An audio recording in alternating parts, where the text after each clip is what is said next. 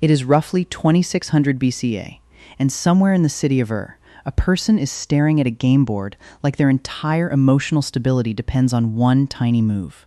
No phone, no headphones, no Netflix asking, "Are you still watching?" And yet this person is not lying on the floor whispering, "I'm so bored." Ancient humans had long days, hard work, fewer choices, and almost zero apps. So why did they seem less bored than you do after 8 minutes without Wi-Fi? The trick is that boredom is not just having nothing to do. It is having no meaningful reason to do the thing in front of you. Ancient life was brutal, but it was rarely empty. Your hands, your group, your gods, your food, your story. Everything demanded attention. In Mesopotamia, the original overachievers of writing things down on clay, because apparently paper was too convenient, entertainment already had structure. In the royal cemetery of Ur, in modern Iraq, archaeologist Leonard Woolley found the royal game of Ur in graves dating to about 2600, 2400 BCA. People rolled, marked dice, moved pieces, gambled, competed, and probably accused their cousin of cheating with the exact emotional energy of a modern family Monopoly night. Simple rules, big feelings.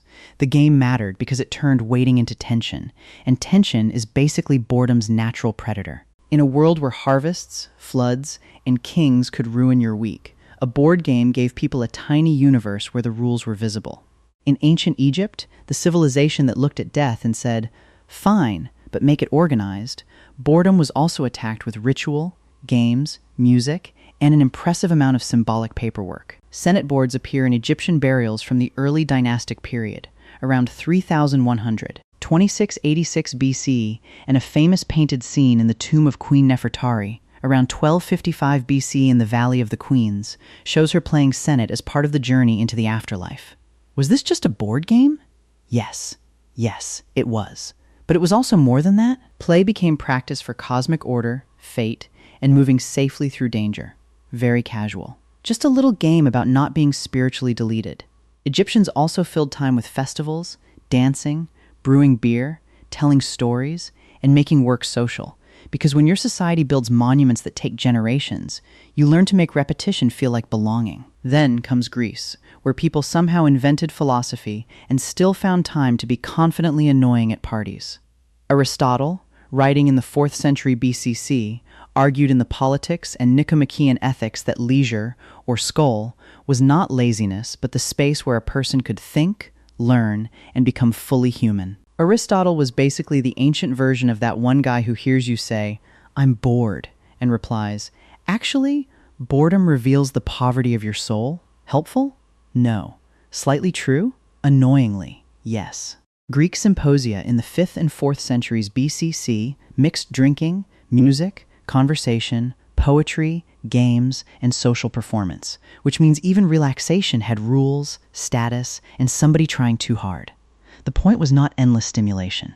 The point was participation. You were expected to sing, argue, listen, remember myths, tell jokes, compete, and not spill wine on the host's furniture like a barbarian with poor branding. Rome took this idea and made it louder, public, and occasionally dangerous, because of course Rome did.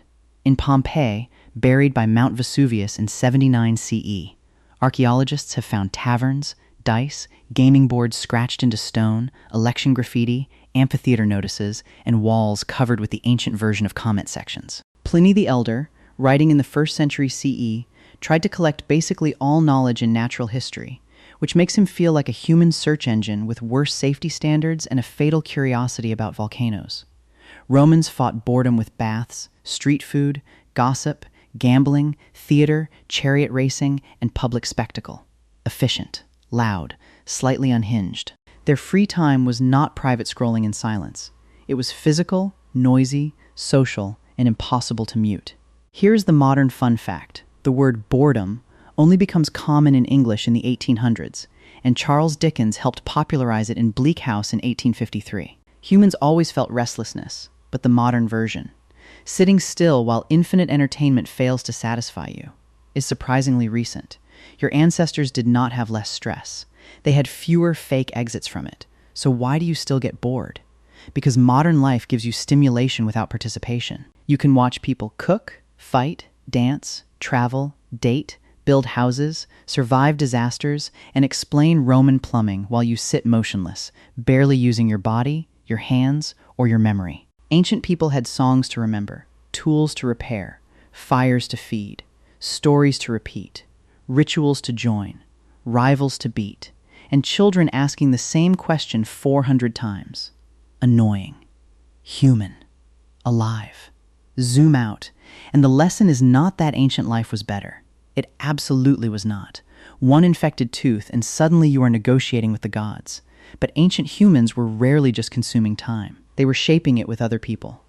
Boredom shrinks when your attention has a job, when your hands matter, when your presence changes the room. So the next time you feel bored while holding a device with more information than the Library of Alexandria, maybe the problem is not that nothing is happening. Maybe the problem is that nothing needs you, and ancient humans, sweaty, tired, loud, and covered in questionable smells, would find that very weird.